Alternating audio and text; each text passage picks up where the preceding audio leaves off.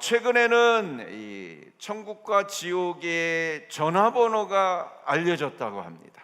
그래서 직통 전화로 전화할 수 있다고 하는데, 천국 번호는 66-3927, 지옥 번호는 11-1111. 이렇게 한번 해보세요. 연결이 될 수도 있습니다. 왜 천국 전화번호는 66-3927일까요? 성경이 구약이 몇 권이요? 39권, 신약이 몇 권이요? 27권, 합치면 몇 권이요? 66권. 그래서 66국에 3927 전화하면 천국에서 딱 받습니다. 자, 그런데 지옥 번호는 11-1111이에요. 왜 그럴까요? 지옥은요, 1등, 인류 최고, 내가 최고, 이것만 부르짖고 외치다가 죽으면 가는 곳이 지옥이기 때문에 11-1111이라고 되어 있고요. 또 하나, 지옥 번호가 왜 11국에 111이냐? 외우기 쉬워요, 어려워요? 쉬워요. 근데 천국 번호는 66-3927. 우리는 교회 다니니까 성경이 몇 권이고 이게 딱 기억이 나는데, 안 믿는 사람들은 이게 무슨 의미가 있는가 아마 너무 잘 모를 거예요. 그래서 지옥은 외우기 쉬운 번호. 자, 성경에도 뭐라고 그랬어요? 무슨 길로 가라고요? 좁은 길로 가라. 지옥문은 넓고 쉬워서 가기가 편안하니, 지옥 번호는 외우기가 쉬워서 누구나 갈 수 있지만, 천국 번호는 이 믿음으로 가는 나라, 천국 번호는 하나님의 말씀으로 가는 나라인 줄로 믿습니다. 그래서 우리가 이 천국에 대한 소망을 가지고 살아야 되는데, 어떻게 살아가느냐? 마치 이와 같지 않을까 싶습니다. 여러분, 어렸을 때 이런 거 해보셨나요? 땅 따먹기. 아주 옛날 분들이 좀 많이 해봤죠. 저도 아주 많이 했는데, 하도 땅이 없으니까 마당 땅이라도 어떻게 좀 따먹자 해가지고, 마당에 아이들이 둘러앉아서 조그만 돌로 시작점에서 옮겨서 2번, 3번 이렇게 해서 들어오면 넓히고 또 들어오면 넓히고 해서 점점 넓혀가는 땅 따먹기 놀이를 했습니다. 자, 그러다가 이제 한참 아이들하고 놀다가 어둑어둑해지면 누가 부르러 와요? 엄마가 부르러. 얘야, 어두워졌다, 밥 먹어라, 집에 들어오다. 그러면 아이들이 어두워져서 싹 집으로 갑니다. 여러분, 이것과 똑같이 지금 뭐 땅을 몇 평 샀느니, 돈을 얼마를 벌었느니, 무슨 사업을 했느니 하고 땅 따먹듯이 막, 정말 아이들이 놀 때는 정말 이 죽을 것 같이, 그냥 이게 전부일 것 같이 막 서로 막 들어갔냐 안 들어갔냐, 선에 닿냐 안 닿냐 막 피튀기게 싸우다가 집에 와라 그러면 싹 잊고 가듯이, 우리가 지금 죽을 것 같은 이 인생의 삶에 막 피튀기는 삶이 어느 날 어두워져서 하나님이 얘야 와라 하면 끝, 모든 것이 끝, 정리가 돼요. 그래서 성경 말씀에도 보면 우리가 천국은 마치 이와 같이 휴고, 어느 날 둘이 맷돌 갈다가 한 사람이 쑥 들려 올라가는 것처럼 구름 타고 오시는 예수님이 우리를 들어 올려서 만나 주신다 그랬어요. 그리고 천국 시민권을 가진 자들이 이 땅을 뒤로하고 영원한 하나님의 나라에 들어간다, 이렇게 말씀하고 있습니다. 자, 여러분, 우리 주변의 사람 중에 안 죽는 사람 봤어요?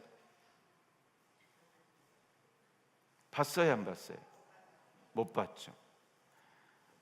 땅 따먹기 놀이하다가 한 달이고 두 달이고 계속 맨날 며칠 몇 달을 밤새워 살면서 땅 따먹기 하는 사람 아이들 봤어요? 똑같아요, 안 똑같아요? 똑같습니다. 근데 이것을 영적으로 알고 그 천국을 준비하는 사람이 있는가 하면 땅 따먹기가 전부인 줄 알고 거기에 온통 전부 모든 삶을 쏟아서 거기에 집중하다가 어느 날 둘이 맷돌 가다가 한 사람이 唰 들려오는 것을 보고 부러워하고 하늘만 쳐다보는 그러한 일들이 있을 수 있다라는, 준비해야 될 줄로 믿습니다.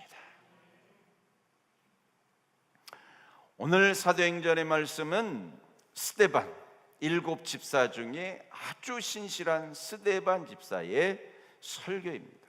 첫 번째는 아브라함의 부르심에 대해서 설교하고 있습니다.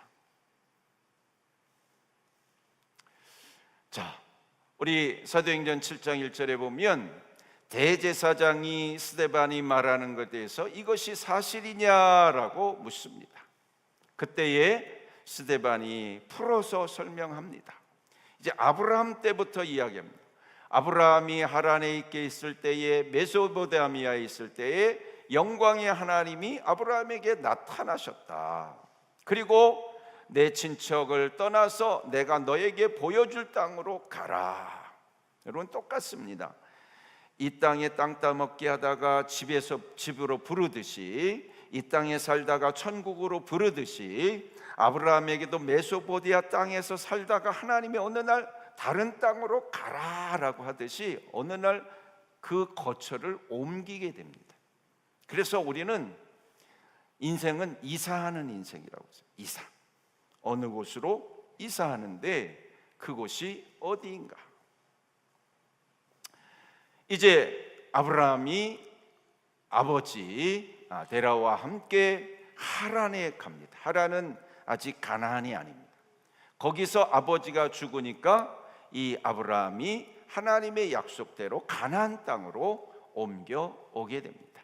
그때 나이가 75세였더라 그랬습니다. 작아요, 많아요? 꽤 많은 나이에 아브라함을 부르셨습니다. 그때에 75세에 부르셨는데 내 후손을 하늘의 별처럼 바다의 모래알처럼 많게 해주시겠다. 75세에 자식도 없는데 그 약속을 해주신 거예요. 가능할까요? 불가능할까요? 75세에 아직 자녀도 없는데. 사랑하는 성도 여러분, 성경은 테스트먼트라고 합니다. 테스트먼트 뜻이 뭐죠? 약속. 구약, 예수님 오시기 전의 약속. 신약, 예수님이 오신 후의 약속.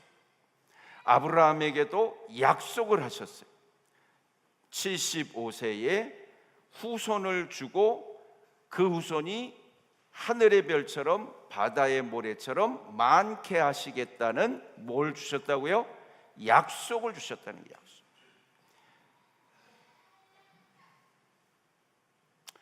그러면서 또 더불어서 하시는 말씀이 너의 후손이 나그네가 돼서 400년 동안 괴롭힘을 당하다가 다시 그 종살이에서 나오게 하실 것이다. 그리고 그 나라는 하나님이 심판하시고 그 나와서 가나안 땅에 이르게 하겠다라는 약속을 하셨어요. 아브라함에게만 하신 약속도 이루어질까 말까 하는데 아브라함 후에 몇백 년 후에 그 민족이 일어날 일들까지도 약속해 놓으셨어요. 약속해. 그래서 그 약속의 성취로 이삭을 낳고 야곱을 낳고 야곱이 12아들을 낳아서 이스라엘이라는 나라를 주십니다. 그 상징으로 할례 언약을 합니다. 할례 언약. 할례는 뭡니까? 남자의 생식기를 잘라내는 예식이에요. 그거는 후손이 없다는 얘기예요. 없다는 얘기예요. 후손을 끊는다는 얘기예요. 그런데 사람은 끊어지지만 아브라함은 75세가 돼서 자식을 낳을 수 없는 나이가 되지만 이 할례 언약은 하나님이 자녀를 주신다, 이 약속을 하십니다. 저와 여러분들이 지금 할례 언약처럼 삶이 팍팍하고 내 자녀가 어려운 문제에 처해져 있고 부부 관계에 절망적이면서 낙심할 그런 심각한 어려움이 있지만 할례 언약처럼 끊어진 것 같지만 하나님은 여러분에게 오늘 약속하시는 줄로 믿습니다. 뭐라고 약속하시나요? 아브라함에게 자식을 주시고 400년 동안 종살이하면서 그 민족이 끝난 것 같지만 다시 건져서 하늘의 별처럼 바다의 모래처럼 많게 해주시겠다라는 그 약속, 여러분에게도 이 약속을 주신 줄로 믿습니다. 여러분 각 개인에게는 자녀에 대한 약속일 수 있고 삶에 대한, 사업에 대한, 가정의 축복과 평안에 대한 각각의 약속을 해주신 하나님이 그 약속을 반드시 이루시는 줄로 믿습니다. 그래서 성경은 바이블, 성경은 스크립트를 넘어서 테스트먼트인 거예요. 약속인 거예요. 약속. 성경은 여러분들에게 아브라함을 통해서, 야곱을 통해서, 요셉을 통해서, 다윗을 통해서 이 사람들이 이런 약속을 받아서 이런 약속이 실제로 이루어졌구나, 그렇다면 나도 하나님이 약속을, 이런 약속을 주셨구나, 그러면 이 약속이 이루어지겠구나. 아멘. 그걸 성경을 통해서 믿고 그 약속을 이룸을 체험하고, 그래서 사람들 앞에 우리 하나님이 살아계셔서 우리 하나님은 신실하신 하나님이라고 증거해야 성경을 읽고 예수 믿는 효과가 있는 것이지, 어느 종교의 경전처럼 하루에 3번 어디를 향하여서 어떤 자세로 기도를 하고 어떤 의복을 입고 어떤 자세로 앉아서 예배를 드리고 어떤 찬양과 노래를 통해서 어떻게 예식을 행하는 이러한 예식과 경건과 이 행위를 말하는 책이 아닌 겁니다. 하나님의 말씀은 살아있는 줄로 믿습니다.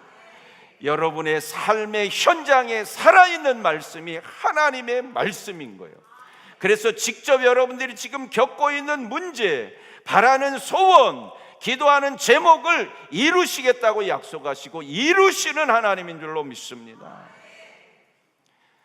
뜬금없이 멀리 관념적이고 하나님은 하늘에만 계신 하나님이 절대 아닌 것을 오늘 이 시간 여러분들에게 하나님이 나에게 이 약속을 주셨구나라고 하는 그 믿음이 있다면 그 약속을 붙잡고, 하나님 살아계시면 이 약속을 꼭 이루어 주옵소서, 이 약속을 통하여, 이루신 걸 통하여 내가 하나님을 증거하기를 원합니다. 이루어질 줄로 믿습니다. 스데반의 설교 2부는 출애굽의 이야기입니다. 자, 아브라함에게 나타나서 하늘의 별처럼, 또 자손은 애굽의 나그네 돼서 400년 동안 종살이하다가 반드시 건져낼 것을 뭐 하셨다고요? 약속하셨어요. 이분은 어떻게 이게 실제로 약속이 이루어지느냐에 대한 설명을 하는 거예요. 자, 요셉이 형들의 시기로 팔려서 애굽의 종으로 팔려갑니다.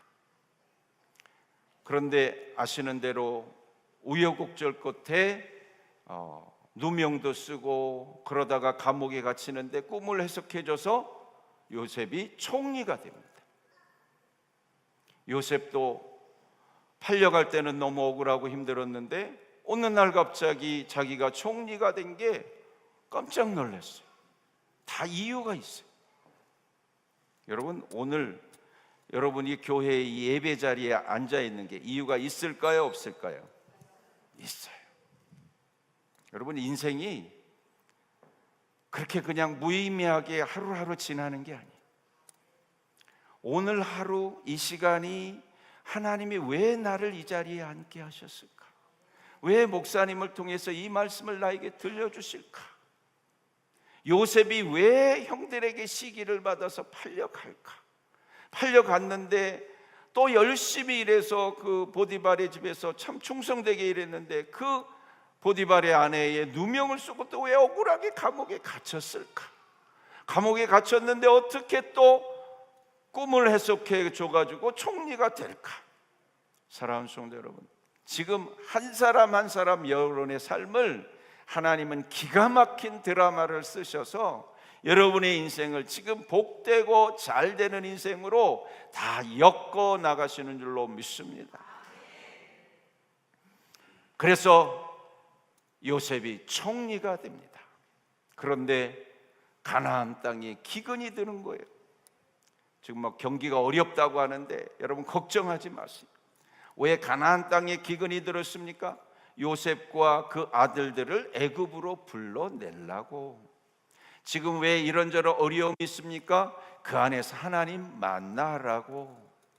그 안에서 어려움 중에도 하나님 앞에 기도해서 그 어려움 중에도 하나님은 살아계시는 줄로 믿습니다.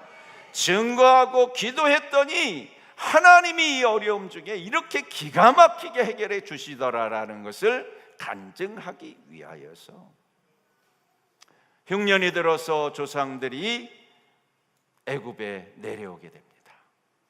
아시는 대로 창세기 46장부터 50장까지 오락가락하는 일들을 통하여 내려왔을 때 불과 75명이 내려왔습니다. 거기서 야곱은 죽고 그 자녀들이 잘 살게 됩니다. 그리고 이 야곱은 거기에서 묻히고, 그런데 하나님이 약속하신 대로 이스라엘 백성들이 번성을 하는데요, 애굽 사람들이 걱정할 정도로 번성을 해요. 몇 명이 내려갔다고요? 75명이. 그 당시에 애굽 인구는 글쎄요 몇백만 이상은 됐을 겁니다. 근데 75명만 내려가는데 이 75명의 이스라엘 야곱의 후손들은 쑥쑥쑥쑥 늘어요. 지금 우리나라 인구 절벽이다, 뭐 초고령화 사회다, 걱정하지 마세요. 우리 교인들만 애만 낳으면 돼요. 우리 75명만 애 낳기 시작하면 100년, 200년 지나면 그냥 문제없. 제가 공대 출신입니다. 그래서 계산을 해봤어요. 그래서 나올 때 한 200~300만이 되는데 400년 만에 75명이 230만이 되려면 한 집당 몇 명을 낳으면 되느냐? 한 3명에서 5명씩만 낳으면 돼요. 계산해 보니까 그렇게 막 10명, 20명 안 낳아도요, 숫자 이게 요즘 경제 복리의 기적 이런 이야기를 하는데, 기하급수적으로 늘어나는 거 있잖아요. 2가 4가 되고 4가 8이 되고 8이 16, 한 단계 한 대에 넘어갈 때에 2, 4, 8, 16, 32로 넘어가면요, 마시멜로 이야기 아시죠? 15분 동안 마시멜로를 안 먹고 참으면 2개를 주고, 그 이튿날 또 참으면 4개를 주면 한 달이 지나면 몇 개가 된다고요? 계산이 안 나오죠. 이 원리대로 이 이스라엘 백성들이 번성하기 시작해요. 우리 청년들 몇 낳으실 겁니까? 우리 신혼부부 몇 낳으실 겁니까?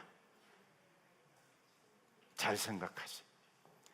우리 예수 잘 믿는 우리가 우리 자녀들에게 신앙을 잘 전수해주고 축복받은 명가로 이루어서 애 3에서 5씩만 낳으면 이 한국을 정복할 수 있고 세계를 정복할 수가 있어요. 다 같이 따라합니다. 내가 애 낳는 거에 달려있다.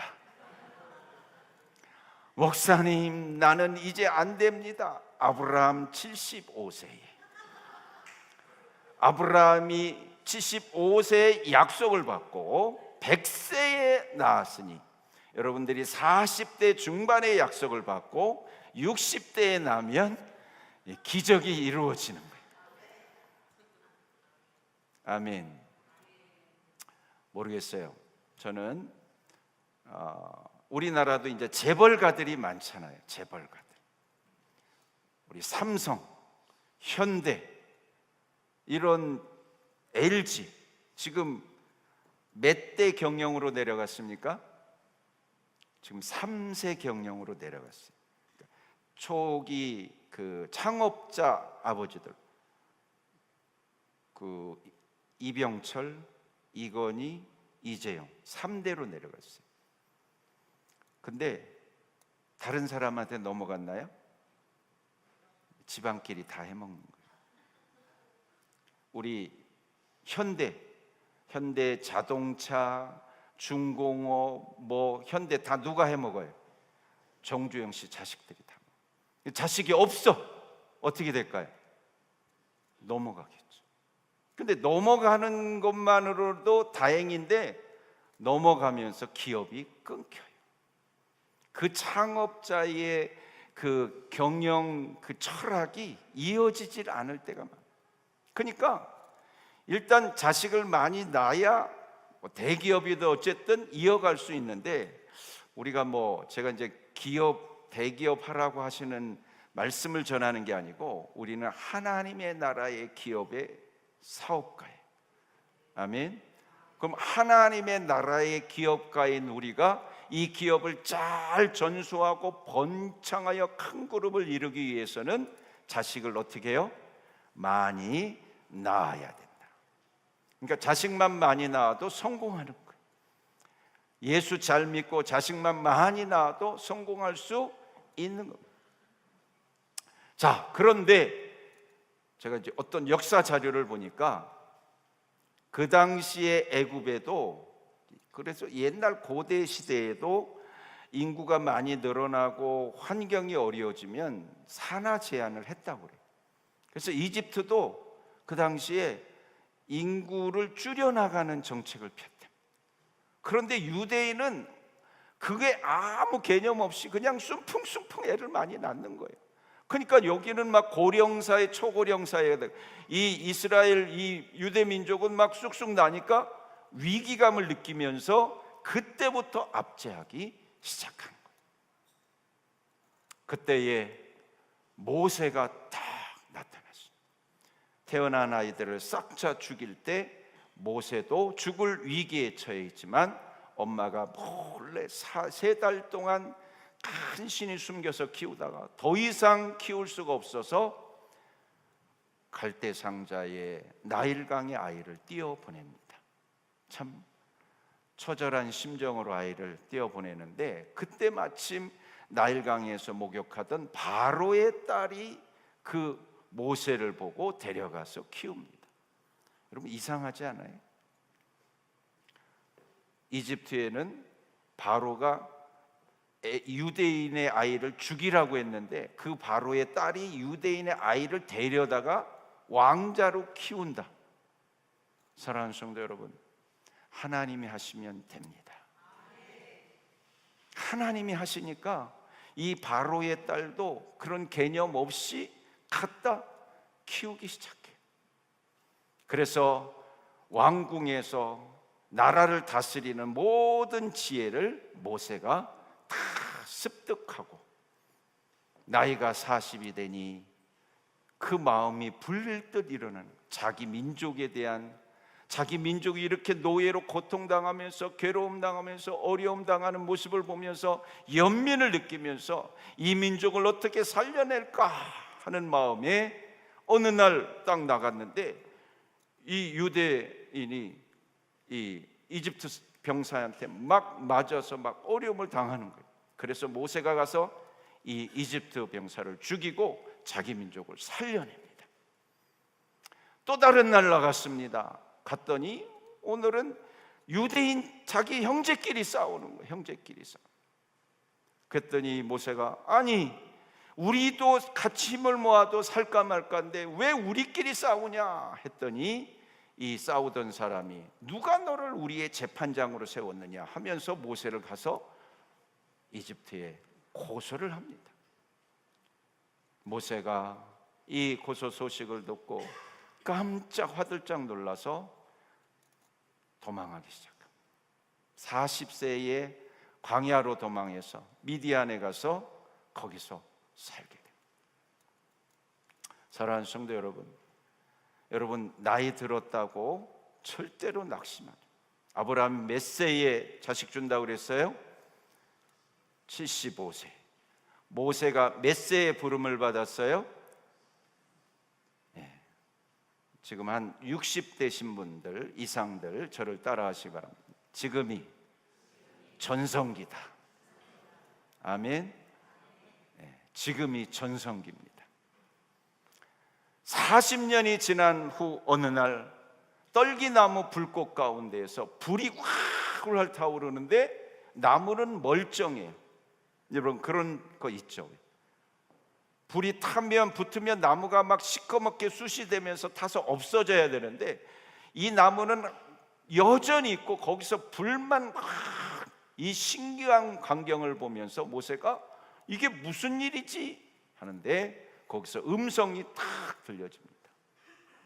지금도 목사님의 소리를 듣지 마시고 여러분에게 지금 말씀하시는 하나님의 음성을 들으시기 바랍니다. 각자 달리 말씀하실 거예요.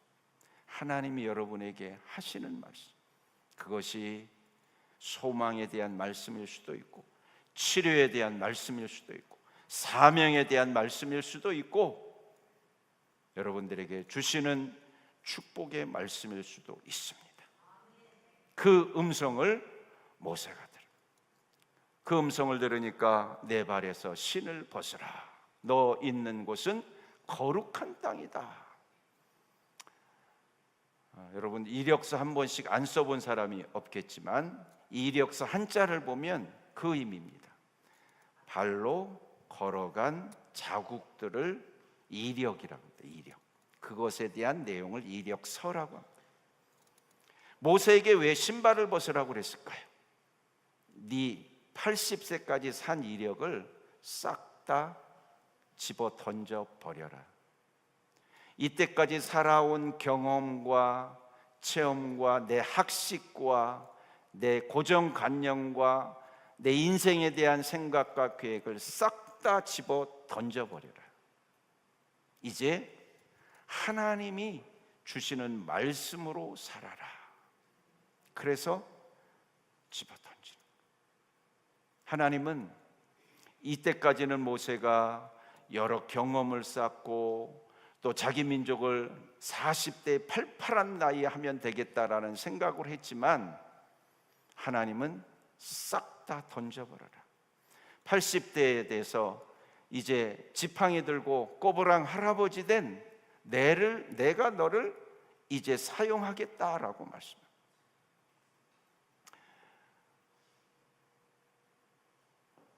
모세를 재판장으로 세웠느냐 했던 그 거절하던 그를 하나님이 모세에게 자기를 고소해서 도망가게 만들었던 그를 다시 가서 건져내라라고 모세에게 하나님이 말씀하시는 거예요. 이제 그들을 건져냅니다. 홍해로 건져내고 10가지 재앙을 통해서 건져내서 광야에 40년 동안 광야를 지냅니다. 광야에는 마실 물도 없고 광야에는 먹을 양식도 없고 낮에는 뜨거워서 타 죽을 위기 기우고 밤에는 일교차가 심해서 얼어 죽을 위기 가운데에서 하나님이 광야에서 다 먹을 양식을 주시고 아멘. 마실 물을 주시고 아멘. 태양을 구름으로 가려주시고 아멘. 밤의 추위를 불기둥으로 온화하게 하시고 아멘. 우리 인생을 돌아보면 광야처럼 다 같이 따라합니다. 하나님이 하셨습니다. 정말 생각해 보면 하나님이 하셨기 때문에 여기까지 왔지, 하나님이 하시지 않으면 이렇게 올 수가 없어요. 어느 기차 안에 어떤 크리스찬과 군인이 있었습니다. 근데 그 군인의 표정을 보니까 너무 밝고 해맑고 막 얼굴에 그냥 기쁨이, 즐거움이 가득 차 있는 거예요. 알고 봤더니 전쟁터에 나가서 생사의 위기에 있는 전쟁터에 나갔다가 돌아오는 군사였습니다. 물어봤습니다. 당신은 왜 이렇게 기쁩니까? 뭐가 그렇게 좋습니까? 그런 의미에서 옆 사람 한번 얼굴 보겠습니다. 어떻게 얼굴이 밝으신지 어두우신지. 밝으신가요? 한번 물어보면 당신은 뭐가 그렇게 좋습니까? 이 병사가 이야기했습니다. 저는요, 총알이 머리로 막 옆구리로 막 팽팽 날아가는 이 전쟁터에서 옆에서 막 전우가 죽고 막 포탄이 떨어지는 엄청난 이 전쟁터 생사의 위기 가운데 살아계신 우리 하나님이 나를 눈동자같이 지켜 보호하시는 수많은 체험을 한 내가 이렇게 건강하게 멀쩡하게 살아오는 이 모습을 보면서 저는 기쁘지 않을 수가 없습니다. 사랑하는 성도 여러분, 편안하고 좋다고 아무 문제 없다고 무조건 좋은 게 아니에요. 지금 또 어렵다고 또 나쁜 것도 아닙니다. 사랑하는 성도 여러분, 어렵고 힘든 중에 우리 하나님은 지금 총알이 비껴 지나가고 있을 겁니다. 이 어려운 경제가 여러분을 비껴나가고 있을 것입니다. 그래서 우리 하나님이 이 일 속에서도 저 일 속에서도 우리 하나님이 나와 함께 하시는 것을 우리가 주님 앞에 나와서 간증하는. 어제도 어떤 분하고 통화했는데 이 일이 되면 간증하고 싶다 그랬는데, 여러분, 간증하는 영광이 있기를 축원합니다.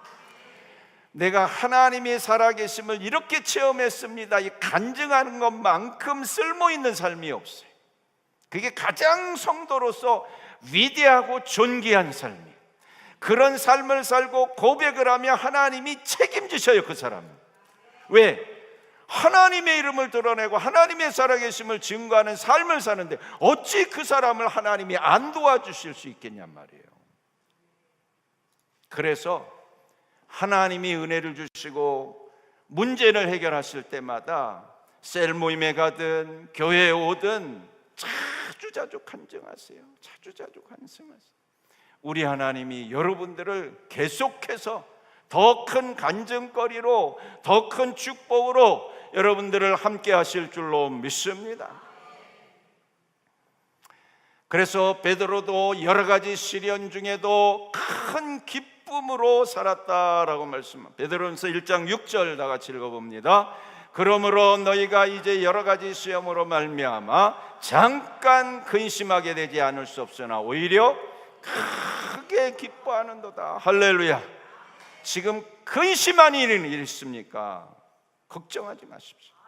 약속하신 하나님은 그 일을 통하여 크게 기뻐하게 하실 줄로 믿습니다. 그 하나님이 여러분의 하나님인 줄로 믿습니다. 그 하나님이 내 아버지 되시는 줄로 믿습니다.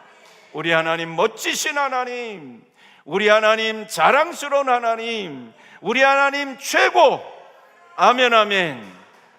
정말 우리 하나님, 저는 매일매일 우리 하나님 어쩌면 이렇게 멋지실까? 우리 하나님 정말 자랑스럽다. 어디 가서도 정말 자랑할 만하다. 그게 막 저절로 느껴져요. 어떻게 느껴지시나요? 어디 가도 여러분들이 그 체험을 가지고 만나는 사람에게 그걸 확 보여줘요. 스데반의 설교 이제 3부입니다. 광야의 이스라엘에서 어떻게 나와 같은 선지자 모세를 세워서 광야 교회 가운데서 살아있는 말씀으로 계속해서 40년 동안 말씀으로 그들을 먹이셔서 이끌어 오셨다라고 말씀합니다. 그럼에도 불구하고 모세의 말에 복종하지 아니하고 도로 애굽으로 향하던 사람들이 많이 있었다. 지금으로 말하면 목사님은 예수 믿으면 천국 갑니다. 목사님 천국만 다해요. 여기서 지금 잘 살아야죠. 예수 믿으면 천국 상급이 있습니다. 목사님 예수 믿으면 여기서도 복 받고 상 받아야죠. 이러면 애굽으로 돌아가는 겁니다. 우리의 상급은 하늘에 있는 줄로 믿습니다. 그 하늘에 있는 것을 믿음으로 고백하면 이 땅에서 연습하게 하셔. 이 땅에서 믿음을 지키며 어떻게 복을 주시는가라는 것을 체험하면서 믿음으로 살면 이 땅에서도 이렇게 복을 주시는 거 보니까 하늘에서는 어마무시한 복을 주시겠구나 라고 연습하게 하시는 거지, 이 땅에서가 전부다라고 말하잖아요. 이 땅에서 전부라고 하는 것은 마치 땅 따먹기 해서 지금 내가 땅을 이만큼 차지한 것이 전부다고 해서 밤새도록 집에도 안 가고 몇 날 며칠 몇 년을 이 땅을 지키는 것과 똑같은 그런 어리석음이 우리에게 있는 겁니다. 그들이 애굽의 도로 내려갔다고 해서 송아지를 만들고 하나님을 외면하고 거기서 송아지를 만들어서 우상을 섬겼다고 했어요. 그것이 이 땅이 차지한 그려놓은 땅. 제가 참 요즘 그 자본주의가 뭐냐라는 책을 읽는데 거기 보니까 그 이야기가 너무 실감이 나는 거예요. 여러분 돈이 있으면 집에 금고에 넣어놓나요? 은행에 넣어놓나요? 그러니까 이제 진짜 돈에 밝은 분들은 금고에 넣어놓습니다. 나도 이제 없어 와서 잘은 모르겠지만 하여튼 근데 대부분 다 은행에 다 있어요. 그죠? 근데 은행에 진짜 있어요 그게? 그 다 0000 이것밖에 없어요. 그리고 다 아시겠지만 은행에 우리가 100만 원을 맡기면 은행이 100만 원을 빌려주나요? 예? 얼마를 빌려줘요? 예? 1000만 원을 빌려줘요. 없는 돈을 막 빌려줘요. 그것도 아주 건실한 은행이라고 인정을 받아요. 아주 부실한 은행은 3만 원만 넣으면 100만 원을 빌려줘. 3%밖에 안 되는. 그러니까 여러분들이 지금 갖고 있다고 하는 돈은 다 뭐예요? 숫자예요, 숫자. 그냥 땡땡땡땡 찍힌 거. 정말 숫자에 불과해요. 그런데 그게 잘 쓰여지면 좋은 일들이 많이 일어나지만 그 쓴 것을 그냥 그러다가 땅 따먹기 하다가 하나님이 부르시면 딱 가면 그 숫자는 뭐예요? 그냥 이렇게 영상 같은 데 나오죠. 숫자가 있다가 막 쫙 사라지면서 모래처럼 샥 없어지는 것처럼 그렇게 싹 사라지고 마는 거예요. 이처럼 그 사라질 것을 위해서 광야에서 이스라엘 백성들이 온갖 희생을, 몰록과 레판을 섬기고, 이 레판은 토성, 혹성을 말하는데 이 별을 섬기고 온갖 양식을 만들어서 이방인과 같이 그렇게 섬겼다라고 말씀하고 있습니다. 이제 하나님께서 다윗을 통하여서 성전을 지으라 했을 때에 짓지 말라, 내가 어디에 한 군데 있는 것이냐 할 때 다윗이 또 짓겠다고 그러니까 지었습니다. 그리고 실제로 이제 솔로몬이 짓죠. 자, 48절 사도행전 7장 48절 시작. 그러나 지극히 높으신 이는 손으로 짓지, 다시 한번 시작. 그러나 지극히 높으신 이는 손으로 지은 곳에 계시지 아니하시나니. 선지자가 말합니다. 어디에 계신다고요? 손으로 짓지 아니한, 손으로 지은 솔로몬 성전에도 아니고 우리가 지은 새함교회라는 건물에도 아니고 손으로 짓지 아니한 영으로 지은 지금 눈에 보이지 아니하는 하나님의 나라에 계시니 그 나라에 우리를 주님이 부르시는 줄로 믿습니다. 그것은 하늘은 하나님의 보좌여 땅은 발등상이니 이 모든 것이 다 내 손으로 지은 것이 아니냐. 하나님이 우리를 그 처소로 데려가신다. 한 노예가 주인이 돌아가셨어요. 그래서 주인을 보면서 안타까 여기면서 슬퍼옵니다. 그래서 어떤 사람이 그 노예에게 묻습니다. 당신의 주인이 천국 간 것 같습니까? 라고 물었습니다. 그랬더니 자기가 볼 때 아닌 것 같다고 이야기했어요. 왜 아니라고 생각합니까? 우리 주인이 살아계실 때 캠핑 갈 때 준비를 몇 날 며칠 하더라고요. 우리 주인이 해외여행 갈 때요 몇 날 며칠 예약하고 호텔 예약하고 준비하고 뭐 한 달을 준비하더라고요. 그래요. 근데 아무리 봐도 우리 주인은 천국 갈 준비를 한 기억이 없어요.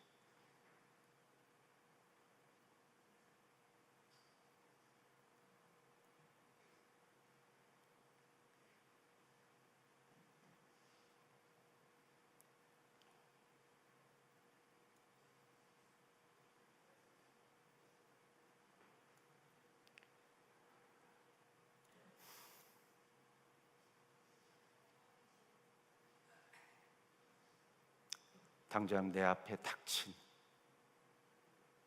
당장 메꿔야 될 카드값, 당장 결정해야 될 우리 자녀의 학교, 이건 그렇게 인터넷 뒤지고 그렇게 또 적금도 들고 준비를 그렇게 하는데 막상 우리가 영원히 가야 할 그 나라는 전혀 준비가 없으면 어찌 우리가 손으로 짓지 아니한 그 처소에 간다고 확신할 수 있겠습니까?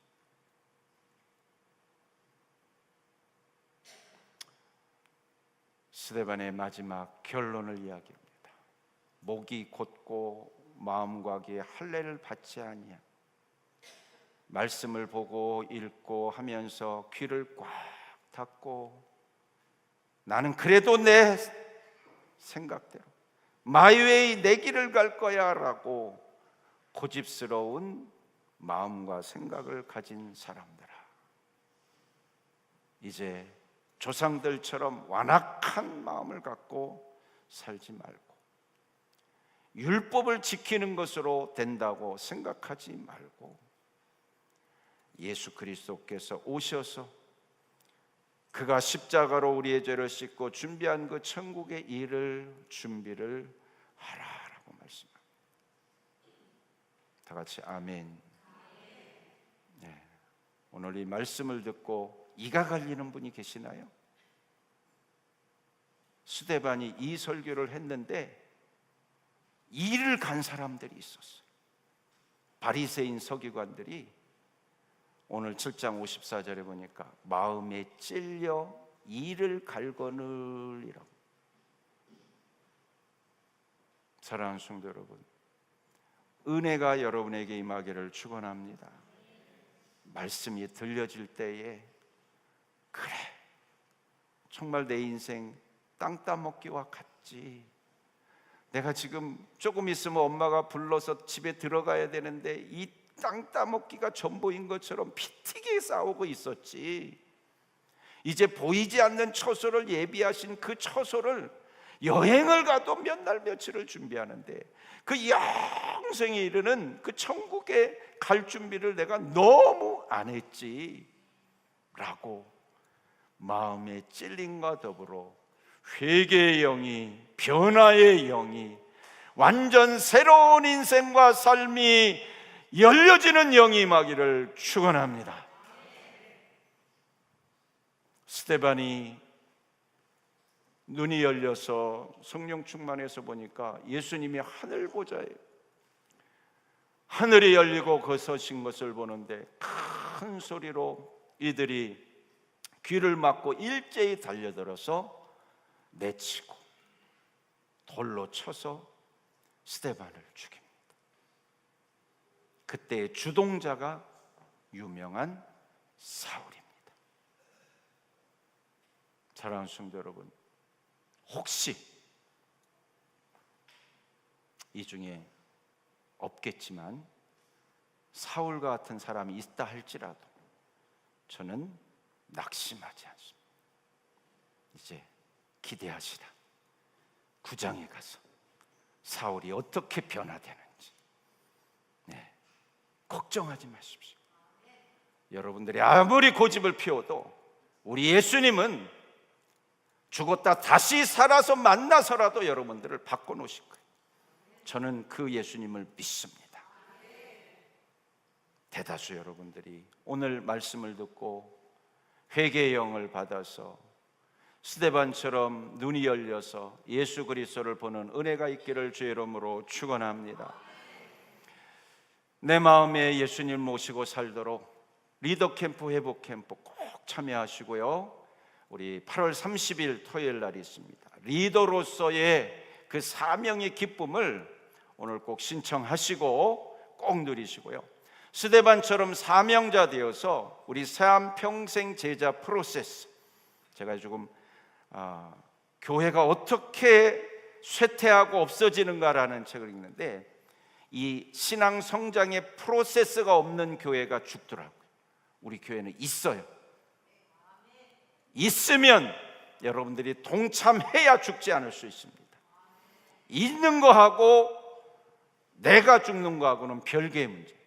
그래서 프로세스 여러분 꼭 등록하시고 또 우리 가족 영접 기도하게 하시고 또 교회에 인도하셔서 이 살아계신 예수 그리스도를 다 만나는 은혜가 있기를 주의 이름으로 축원합니다. 기도합니다.